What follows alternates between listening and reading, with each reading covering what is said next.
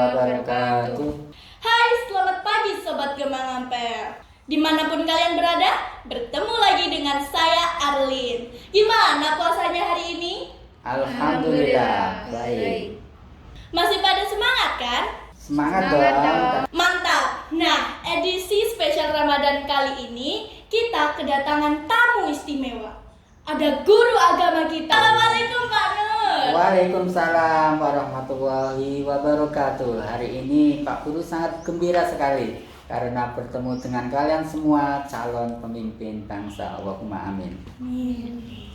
Dan tentu saja ada rekan saya, Mbak Sabrina, Ketua kelas 6, dan Mas Fatur, Ketua kelas 5.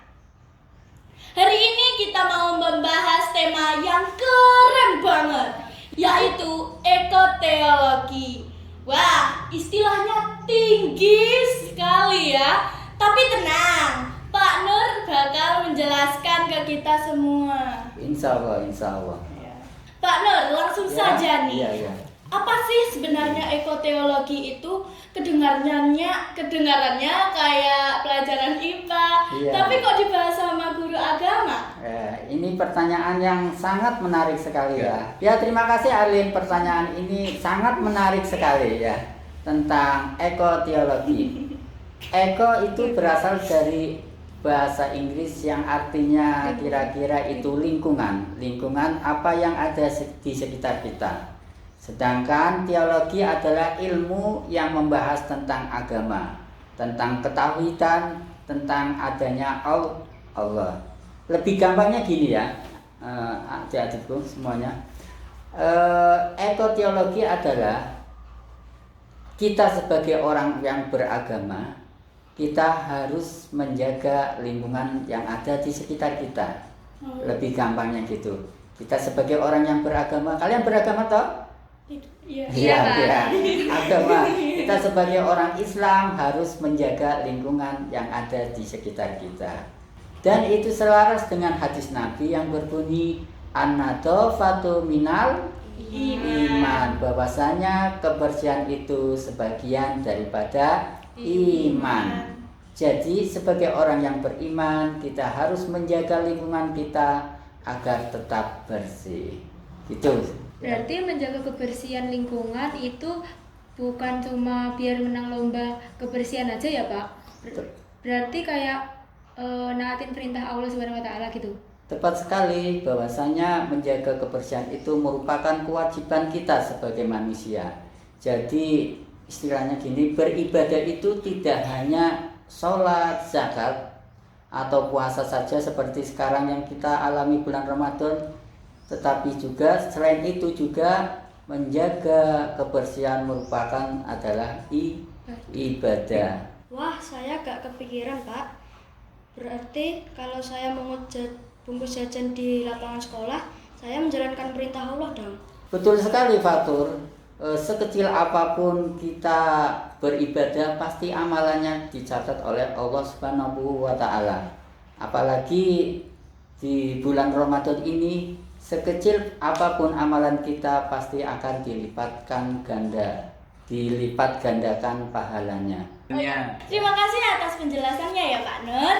Nah, ngomongin soal Ramadan, biasanya kan sampah plastik malah nambah ya dari bekas takjil atau buka puasa. Menurut Mbak Sabrina, gimana kondisi kelas 6 sekarang ini? Jujur nih Arlin, tantangannya berat banget. Soalnya teman-teman itu kalau buat buang sampah pasti sembarangan. Tapi sejak ada sosialisasi ekoteologi dari Pak Nur, mereka semua mulai berubah loh. Berubah kayak gimana tuh? Ya kayak mereka lebih rajin buang sampah di tempatnya aja. Oh gitu. Kalau menurut Mas Fatur gimana? Kalau di kelas 5 Pak Nur, Ya. kami lagi fokus jagain tanaman yang di depan kelas. Karena puasa kadang anak-anak agak lemas mau nyiram tanaman, tapi saya bilangin, tanaman ini juga ciptaan Allah Subhanahu wa taala loh. Mereka bertasbih. Akhirnya mereka semangat lagi menyiramnya.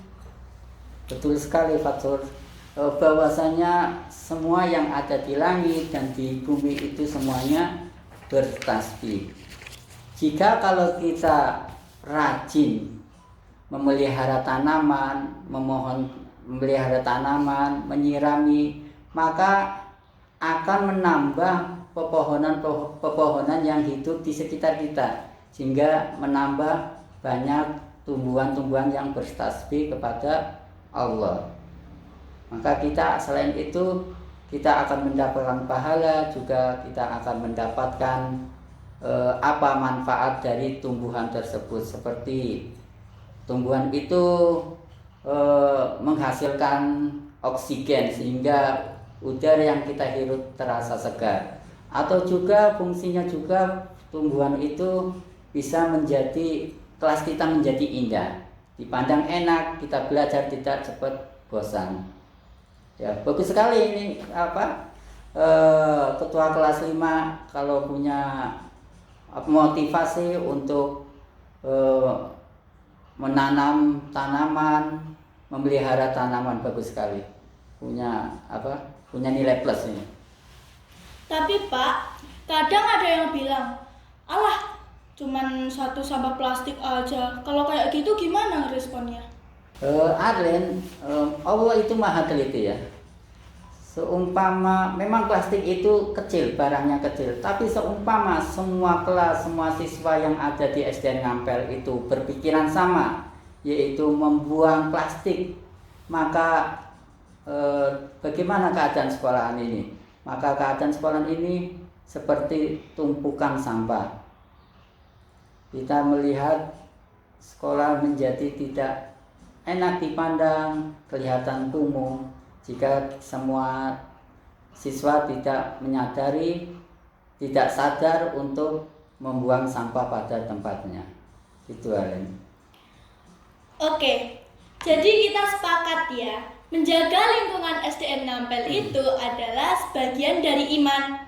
Kira-kira apa nih rencana Mas Fatur dan Mbak Sabrina untuk bikin sekolah kita menjadi lebih hijau di mata Allah SWT? Kalau dari kelas 6, kami melakukan program sedekah pohon. Sedekah pohon itu apa? Jadi pas puasa kan nggak jajan, jadi uang saku tuh dikumpulin aja per siswa. Terus uang itu buat beli bibit tanaman atau bunga buat lingkungan sekolah jadi lebih bagus lah. Oke, terima kasih ya Mbak Sabrina. Sekarang Mas Fatur gimana?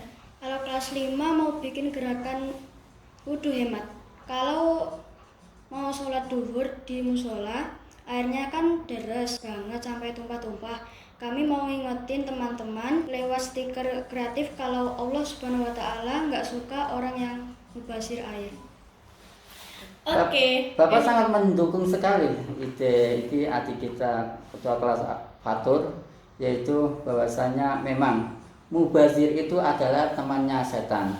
Innal mubazirina kana ihwanus syaiton. Kalau kita hemat air wudhu, berarti kita juga menyelamatkan bumi.